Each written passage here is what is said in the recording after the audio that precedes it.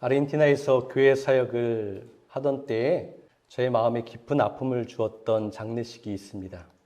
새벽 기도를 마칠 즈음에 권사님 한 분이 돌아가셨다는 긴급한 연락을 받았어요. 달려가 보니 집 앞에는 경찰차 여러 대가 서 있었습니다. 안으로 들어갔더니 밤새 권사님과 나이 많으신 시어머님이 돌아가셨어요. 두 분이 밤새 화장실을 다녀오신 후에 침대에서 잠을 자듯이 돌아가셨다는 이야기를 들었습니다. 경찰이 추측하기로는 오래된 건물 지하에서 유독 가스가 화장실로 스며 올라왔고 화장실에서 오랜 시간 머물렀던 두 분이 돌아가신 것 같다라는 그런 이야기를 들었어요. 권사님 참 좋은 분이셨어요. 순수하고 정도 많고 저도 그랬지만 교인들이 많이 좋아했습니다. 이민 오셔서 노력도 하시고 고생도 많았지만 그 가운데 참 잘 살아보려고 열심히 하셨던 분이었어요. 그 두 분 장례식에는 깊은 슬픔과 눈물이 끊이지 않았습니다. 그리고 몇 년 후에 권사님의 아들이 스스로 생을 마감했어요. 어머니를 닮아서 정도 많고 굉장히 효자였는데 그 상실감과 슬픔을 이겨내지 못했습니다. 그 장례식에서 너무 힘들고 고통스러웠습니다. 남겨진 분들을 어떻게 위로해야 할지 몰랐어요. 그저 그들과 함께 슬픔의 한쪽을 잡아주고 지탱해 주는 것밖에 할 수 없었습니다. 여러분, 슬픔을 나눈다고 해서 그 슬픔이 사라지지는 않죠. 그래도 그 슬픔 가운데 작지만 한쪽 편을 지켜주는 사람이 없다는 것은 더 서글플 거예요. 그래서 우리는 누군가 깊은 슬픔에 있다면 그 사람의 옆을 지켜주는 자들이 되어야 합니다. 따뜻하게 손을 잡아주고 등을 토닥여줘야 합니다. 여러분, 함께 울어주세요. 우리 주님께서도 슬픔과 상실 가운데 있는 자들을 위해서 그렇게 함께 아파하셨습니다. 그렇게 울어주셨어요. 그들의 아픔을 공감하셨습니다. 창조의 질서와 온전함이 깨어진 이 시대 가운데, 구조적으로 악한 시대 가운데서 고통당하는 사람들을 보면서 그들을 안타까워하셨어요. 그들의 연약함을 그냥 쉽게 우습게 여기지 아니하시고 그들과 함께 아파하셨고 그들을 위로하시고 그들을 품어주셨습니다. 죄악의 결과로 찾아온 이 세상의 그 악함들, 개인의 이기심으로 인해서 갑질과 연약한 자들을 업신여기는 일들이 발생하는 것을 보면서 주님께서는 깊이 분노하셨습니다. 저는 주님의 이러한 모습을 보면서 그 행하심과 그 방향성을 보면서 큰 위로가 되었어요. 우리가 공부하고 또 함께 나눴던 룻기도 여러분 처음에 보면 어떻게 시작되죠? 장례식으로 그 장면이 시작이 됩니다.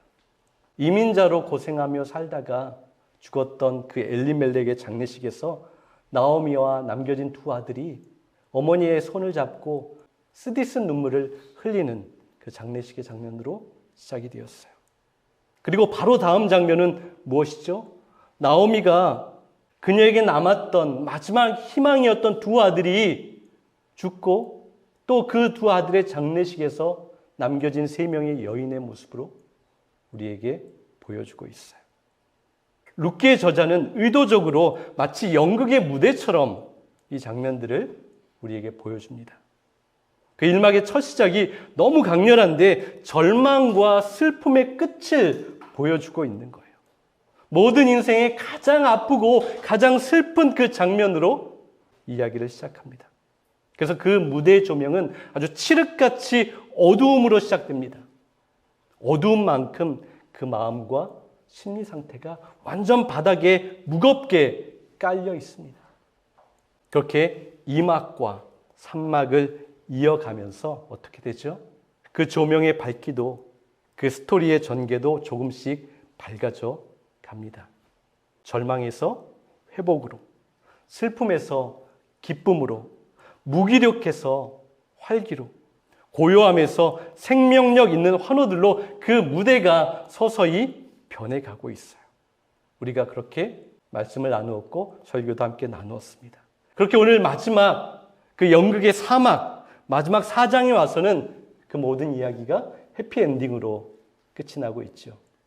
여러분, 사람들은 해피엔딩을 좋아합니다. 영화나 드라마도 해피엔딩으로 끝나는 것을 많은 사람들이 선호해요. 특별히 아내도 뭐 드라마를 볼 때 자기는 어떻게 됐든 진부하든 어떻게 됐든 해피엔딩으로 끝나야 된다라고 그렇게 얘기하는데 많은 사람들이 그렇게 해요. 하지만 저는 해피엔딩이라고 다 좋은 것 같지는 않습니다. 해피엔딩이라고 하면 우리 이렇게 생각하죠. 그 과정 중에 어떠한 실패나 고통, 아픔이나 상처가 있었든지 상관없이 그저 끝에 가서 성공하고 반전을 이루면 잘 되면 좋은 것이다 라는 그런 색채가 강하게 묻어 있습니다. 그런데 엔딩만큼이나 그 과정이나 그 이전에 작고 큰 사건들 하나하나가 깊은 의미가 있고 중요하다는 것을 우리는 알아야 하는 거예요. 엔딩이 좋다고 해서 그 전에 있었던 상처나 슬픔이 다 사라지는 것은 아니잖아요. 우리에게도 그 슬픔과 상처는 그대로 남겨 있습니다. 하나님께서 우리 인생 가운데 행하시는 일, 역사하시는 방법은 여러분 잘 보면 그렇습니다. 과정은 뭐 그저 중요하지 않으니까 끝에만 좋으면 된다. 그러니 잔말 말고 버텨라. 그렇게 하나님께서 우리에게 말씀하지 않으십니다. 하나님은 우리의 모든 삶의 순간마다 작은 과정들, 경험하는 상실이나 아픔, 그 고통 가운데 하나님께서 우리와 함께 하세요. 그 모든 것을 다 소중하게 보십니다. 그 모든 순간 우리와 함께 하시고 우리 옆에 계셔서 우리를 위로하시고 우리를 격려하시고 힘을 주시는 그런 분이신 거예요. 그런데 가끔 해결되지 않는 그러한 질문들이 있어요. 이러한 이야기를 하고 이렇게 하나님 그러신 분이지 라고 고백하지만 해결되지 않는 질문들이 생겨요. 그 질문은 무엇입니까? 왜? 라는 그러한 질문이 우리의 마음 가운데서 일어날 때가 있어요. 하나님, 왜 엘리멜렉이 그렇게 이민 생활하면서 고통스럽게 죽게 하셨습니까? 또 왜 말론과 기련이 죽게 하셨습니까? 왜 고통스럽고 힘겹게 그 여인들을 남겨두셨습니까? 왜 이렇게 아프고 상처받게 하셨습니까? 우리도 그렇죠. 하나님, 나는 왜? 하나님, 우리 가정은 왜? 하나님, 나의 인생에 지금 경험하는 이 슬픔과 고통은 왜 그렇습니까? 하나님은 사랑이시고 우리를 귀하게 여기시고 우리를 사랑하신다고 아끼신다고 하는데 그렇다면 도대체 왜 이러한 해결되지 않는 문제들이 있습니까? 라는 그러한 질문에 갇힐 때가 있어요. 그런데 여러분, 우리가 이 왜라는 질문에 꽂히면 이해할 방법도 해결할 방법도 없습니다. 왜라는 질문은 우리에게 속 시원한 답을 줄 수가 없어요. 왜냐하면 그것은 하나님의 주권에 속해 있는 영역이기 때문에 그렇습니다. 하나님께서 왜 대답해 주지 않는지, 하나님께서 왜 이해시켜 주지 않는지, 하나님께서 왜 문제를 해결하거나 내가 원하고 왜 내가 맞다라고 하는 대로 행하여 주시지 않는지 우리는 완전히 다 알 수가 없는 존재예요. 다 알 수 없습니다. 단지 우리는 믿음으로 살아가면서 이렇게 고백할 수는 있어요. 주님의 모든 뜻은 선하시고 주님은 우리를 이 세상 그 무엇보다 소중하게 여기시고 사랑하시고 우리의 연약함을 우습게 여기지 않는 분이라고, 우리의 고통과 슬픔의 자리에서 우리의 연약함을 걱정하시고 우리를 위로하시며 도우시는 분이라고 우리는 그러한 믿음의 고백을 할 수 있습니다. 그렇게 믿음으로 선포하고 신뢰할 수 있는 거예요. 우리가 이것을 할 수 있습니다. 그래서 우리는 이 왜라는 질문 대신에 어떻게라는 질문으로 바꾸어서 우리의 인생의 자리로 다가가야 하는 거예요. 왜라는 질문 대신에 어떻게라는 질문으로 한번 바꿔보십시오. 하나님께서 오늘 나의 삶의 자리 가운데 어떻게 일하시는지, 하나님께서 슬픔과 고통, 상실과 절망, 해결되지 않는 분노와 답답한 그 마음 가운데 우리를 어떻게 이끌어 가시는지, 우리를 어떻게 도우시는지, 우리를 어떻게 복되게 하시는지 그 부분들을 살피고 그 부분들을 발견할 수 있어야 합니다. 3절에서 6절을 보세요. 우리가 읽지는 않았는데 제가 천천히 한번 읽어볼게요. 들어보세요. 보아스가 그 친척에게 말하였다. 모압 지방에서 돌아온 나오미가 우리의 친척 엘리멜렉이 가지고 있는 그 땅 권리를 팔려고 내놓았소. 나는 이 사실을 분명히 알려드리오. 여기 앉아 계시는 분들과 우리 마을 어른들께서 보시는 앞에서 나는 당신이 그 밭을 사라고 말씀드리오. 당신이 친척으로서의 책임을 지겠다면 그렇게 하시오. 그러나 친척간으로서의 책임을 지지 않겠다면 그렇게 하지 않겠다고 분명히 말하여 주시오. 당신이 책임이 있는 첫째 사람이요. 나는 그 다음이요. 그러자 그가 대답하였다. 내가 친척으로서의 책임을 지겠소. 보아스가 다짐하였다. 나오미에게서 밭을 넘겨받는 날 당신은 고인의 아내 모압 여자 룻도 떠맡아야 하오. 그리하여 고인의 이름을 이어 그의 유산을 차지할 사람을 낳아 주어야 하오. 그러자 그 친척은 그랬다가는 내 재산만 손해를 보게 되겠군. 그럴 수는 없어 하면서 그 땅을 도로 사서 갖지 않겠다고 하였다. 내가 사서 가질 것이지만 당신이나 사서 가지시구려. 나는 그럴 마음이 없어. 저희가 3장에 지난번에 봤을 때 보아스가 그 일 처리한 것을 멈추지 않고 계속해서 진행하는 가운데 일어난 사건입니다. 원래는 보아스는 두 번째 기업 물을 자였어요. 그 첫 번째 물을 자가 마침 보아스가 앉아 있었던 그 광장을 지나갔을 때 그 사람과 대화하는 그 내용이 제가 읽어드린 내용인 거예요. 이 첫 번째 친척, 이 사람이 사실 나오미와 룻의 가정을 기업을 물어주는 사람이었어요. 그런데 이 첫 번째 친척, 가장 가까운 사람은 손익계산을 하고 있어요. 그래서 보아스의 첫 번째 제안은 쉽게 받아들이죠. 당신이 나오미의 밭을 사주어야 합니다. 기업 물을 자입니다. 라고 했을 때 오케이, 내가 그러면 그것을 사겠습니다. 기업을 물으겠습니다. 라고 했어요. 그런데 어떻게 되죠? 두 번째 보아스가 다짐하면서 다시 한번 제안했을 때 그 사람은 손사래를 치면서 물러납니다. 이 사람의 계산은 이런 거예요.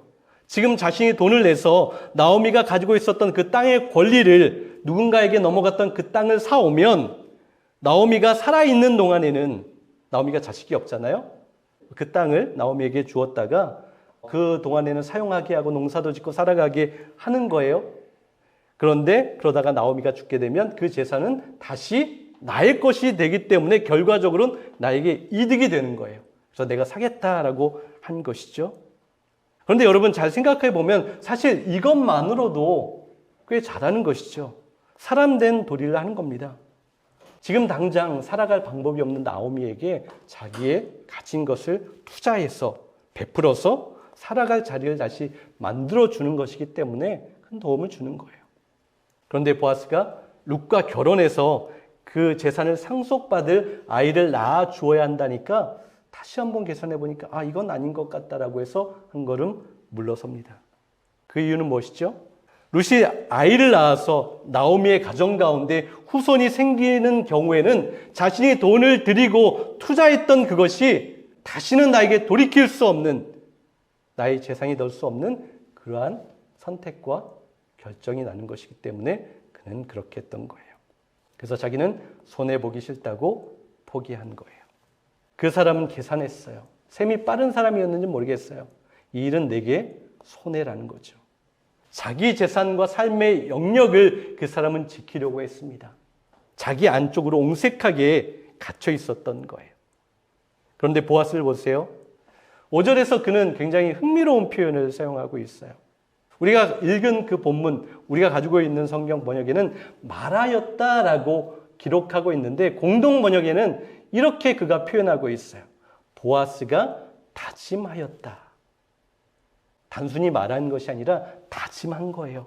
꼭 이렇게 하고 말겠다는 강한 결단을 의미하고 있어요. 무엇을 다짐했죠?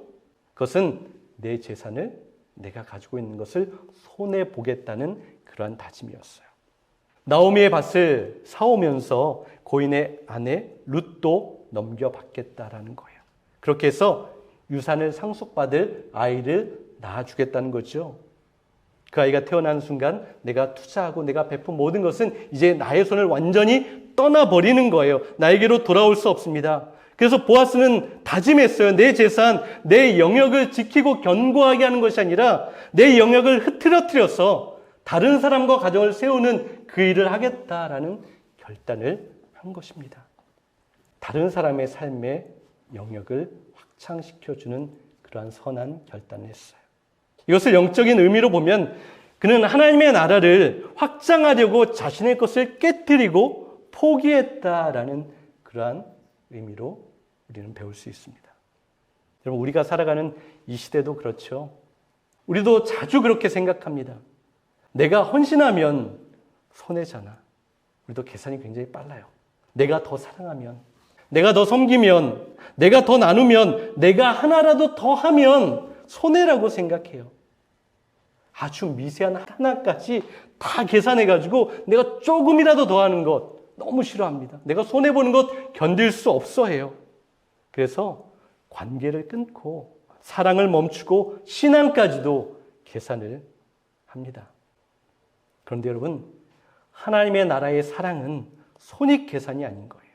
관계 회복이 계산인 거예요. 거기에 내가 손해봐도 그것이 세워지고 그 사람이 정말 하나님의 복을 누린다면 나는 손해볼지라도 행하는 거예요. 더 사랑하고 더 섬기는 거예요. 그것이 하나님께서 계산하실 때 더 복된 것이라고 말씀하는 거예요.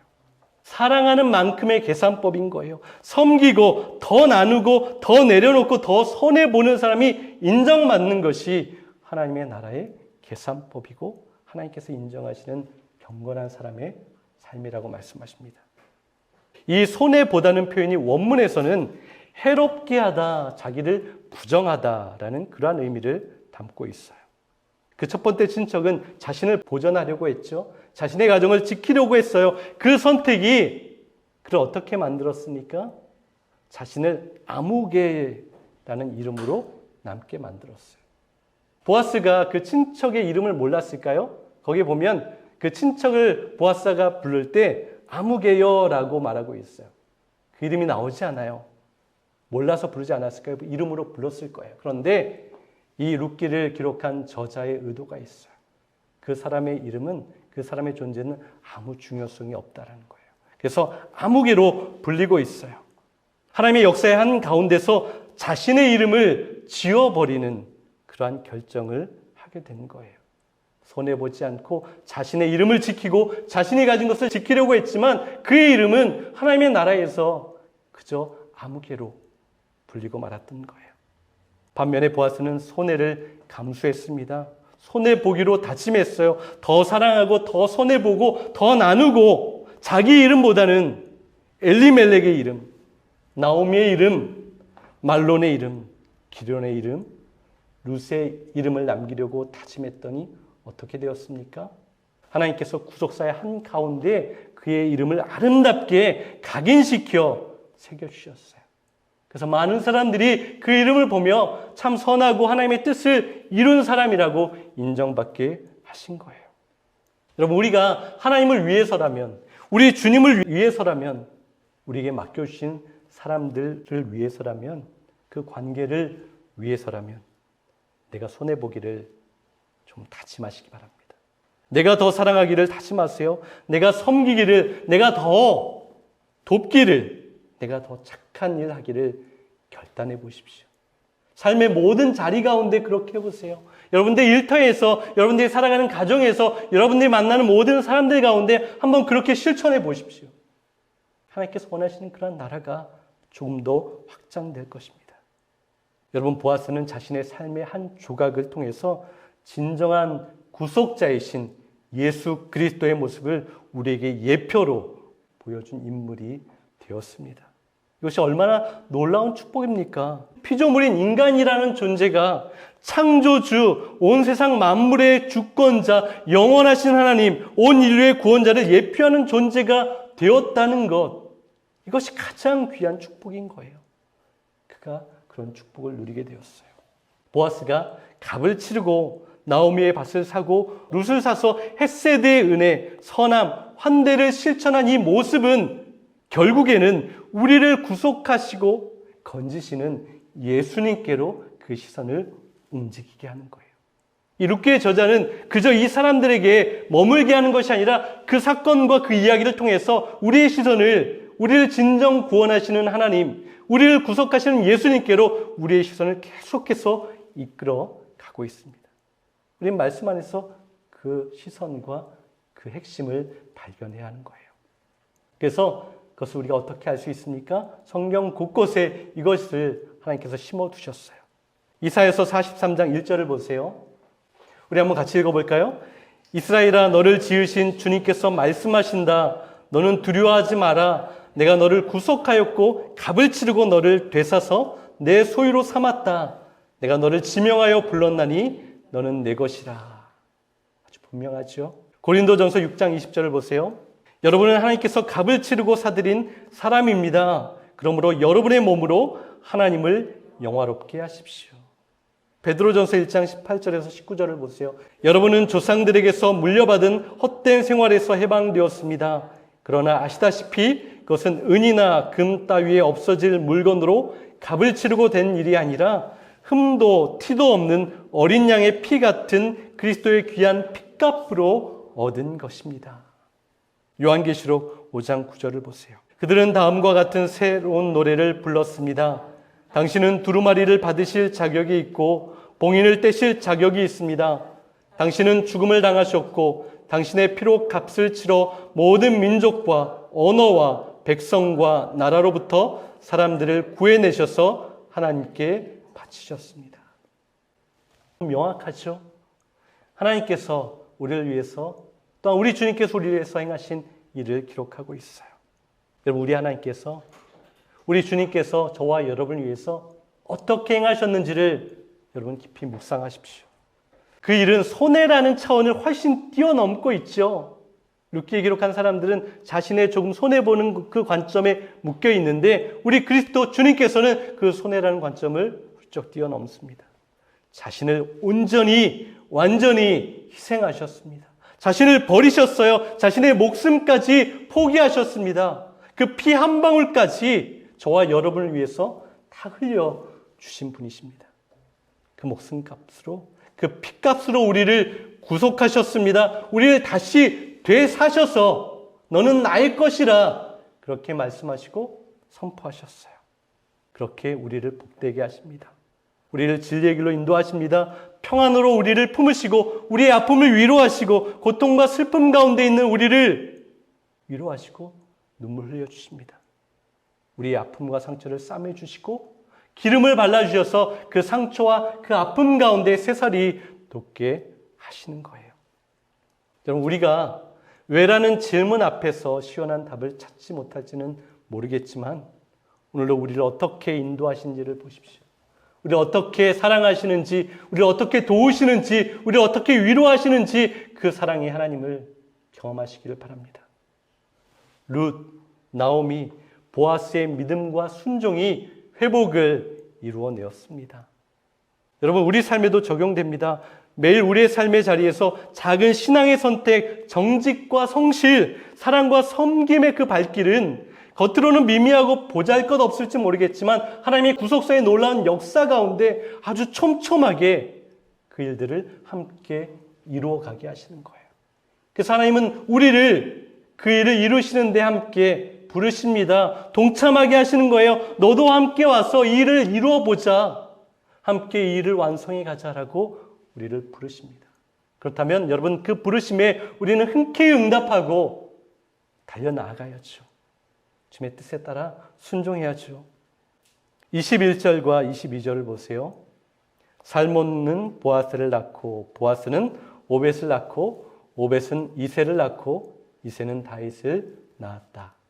그냥 사람의 족보라고 볼 수도 있지만 그것은 단순히 족보의 개념을 뛰어넘는 은혜가 담겨 있습니다. 보아스와 룻은 단순히 결혼해서 개인적인 행복을 이룬 것이 아니라 이 족보를 보면 다윗 왕의 계보가 담겨 있어요. 그 계보를 통해서 누가 오시죠? 메시아 예수 그리스도가 이 땅 가운데 오게 되는 거예요. 즉 하나님의 구속은 오늘 나만 회복하고 나만 회복시키시고 잘되게 하고 끝나는 것이 아니라 세대를 뛰어넘습니다. 미래 앞날의 것까지도 품고 있는 거예요. 공동체를 살리는 거예요. 여러분, 오늘날 우리는 자주 그렇게 생각하죠. 즉각적 성취와 보상이 없을 때 불만을 가지고 원망합니다. 하지만 우리 주님은 우리가 보지 못하는 그러한 방식으로 숨은 손길 가운데 하나님의 놀라운 구원의 역사는, 하나님의 선한 일들은 계속해서 이어지고 있다는 것, 우리는 믿음으로 고백할 수 있습니다. 그리고 눈으로 보아야 하는 거예요. 여러분, 오늘 말씀 가운데 주님께서 우리가 삶의 자리 가운데 적용해야 할 것들을 말씀하십니다. 결단하기를 원하는 것이 있습니다. 그것은 슬픔과 상실의 자리에 머물러 있을지라도 그런 아픔 가운데 있는 이들을 위로하고 돕는 자들이 되라고 말씀하십니다. 내 아픔과 슬픔을 위로하신 그 하나님의 손길을 기억하고 이제는 그 사람들의 손을 잡아주는 사람이 되라는 거예요. 슬픔의 한쪽을 잡아주고 지탱해주는 그런 삶을 살아내라고 말씀하십니다. 그리고 작은 믿음과 순종의 일들을 감당하라고 말씀하세요. 우리는 가끔 내가 한번 언젠가는 큰 믿음을 보여야지, 한번 큰 순종을 나타내야지라고 그렇게 생각하고 말할 때가 있어요. 그런데 여러분 그렇지 않아요. 수많은 작은 믿음의 선택들이 우리 인생 가운데 쌓여질 때 바로 그것이 믿음의 길이 되는 거예요. 하루의 성실한 삶이, 하루의 기도가, 하루의 말씀 앞에 살아가는 것이 우리의 인격이 되는 겁니다. 우리의 삶의 궤적이 되는 거예요. 그래서 믿음의 열매를 맺게 되는 거예요. 또한 내 눈에 보이는 실패와 상실에도 불구하고 하나님은 우리의 인생과 우리 공동체의 앞날을 주님께서는 책임지십니다. 선하게 인도하신다는 거예요. 그 안에서 일하고 계십니다. 여러분, 회복의 열매, 회복의 결실은 나 혼자만 얻는 것이 아니에요. 진정한 회복은 공동체 안에서 일어납니다. 나와 내 옆에 사람들이 함께 회복할 때 하나님의 거룩한 공동체를 세워나가는 회복이 완성되는 거예요. 옆에 한 사람 한 사람을 통해서 하나님께서 그래서 우리를 축복하십니다. 사랑하는 여러분, 룻기 4장은 룻기 마지막 장면은 단순히 해피엔딩이 아닙니다. 슬픔과 상실 속에서도 하나님께서 성실하게 구속의 역사를 이루어 가신다는 것을 우리에게 보여주고 있어요. 오늘 우리의 삶 속 어둠과 절망 속에서도 하나님의 위로의 손길, 우리를 돕는 그 손길이 계속해서 이어집니다. 이제 왜라는 질문을 멈추십시오. 그 질문은 우리를 절망과 의심에 고정시켜버립니다. 그 질문을 바꿔서 어떻게? 라는 질문으로 바꾸십시오. 그러면 하나님께서 지금도 우리의 삶 가운데 역사하시는 그 일들 볼 수 있게 됩니다. 작은 믿음의 선택, 하루의 성실함, 한 번의 섬김, 한 번의 손길, 한 번의 기도가 하나님께서 우리를 세워가시는 그러한 도구로 사용하시는 거예요. 내 삶의 자리에서 흘린 그 눈물 한 방울, 나눈 사랑 하나, 포기하지 않고 선택한 순종 하나가 하나님의 역사 속에서 기억되는 거예요. 보아스의 이름이 기록되었던 것처럼 저와 여러분의 그 작은 믿음과 작은 선택과 순종이 하나님께서 끝까지 기억하시는 선함으로 기록되고 남는 거예요. 그리고 기억하십시오. 하나님의 놀라운 역사는 3주년을 맞이하는 우리 빛의 교회 공동체 가운데 계속해서 흘러가고 있습니다. 사랑하는 여러분, 주님의 말씀 앞에서 결단하십시오. 내 삶의 고통 가운데 있더라도 그 고통 가운데 일하시는 하나님을 붙들고 하나님을 의지하며 살아가겠습니다. 그렇게 손 내밀며 섬기며 내가 더 사랑하겠습니다. 더 섬기겠습니다. 더 기도하겠습니다. 더 따르겠습니다. 라고 그렇게 순종과 믿음의 결단을 하십시오. 룻과 나오미, 보아스의 무대처럼 하나님은 우리의 절망의 그 한 자리에서도 하나님의 역사를 계속해서 써나가시고 이루어가십니다. 한 주간 주님을 의지하며 살아갈 때 그렇게 힘을 얻고 주님께서 말씀하신 그 말씀을 지켜내는 저와 여러분 될 수 있기를 간절히 소망합니다.